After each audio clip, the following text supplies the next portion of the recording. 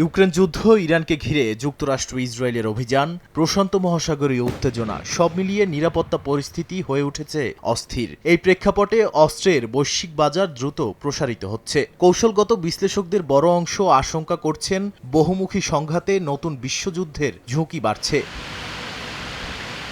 Stockholm ভিত্তিক গবেষণা সংস্থার তথ্য অনুযায়ী 2020 থেকে 2024 সময়ে অস্ত্র স্থানান্তর বেড়েছে এবং এর ধরনেও এসেছে বড় পরিবর্তন। ইউক্রেন যুদ্ধের প্রভাবে ইউরোপে অস্ত্র আমদানি বেড়েছে 155%। ইউক্রেন নিজেই হয়ে উঠেছে বিশ্বের সবচেয়ে বড় অস্ত্র আমদানিকারক দেশ, আর ভারত দ্বিতীয় অবস্থানে থেকেও নিজস্ব উৎপাদনে জোর দিয়ে আমদানি কিছুটা কমিয়েছে।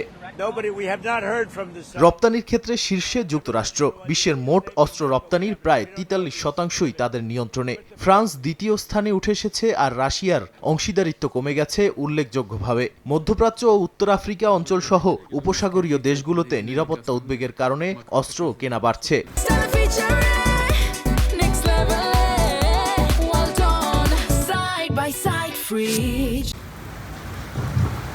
বিশ্ব প্রতিরক্ষা ব্যয়ও দ্রুত বাড়ছে। 2025 সালে তা পৌঁছেছে প্রায় $2.63 ট্রিলিয়ন।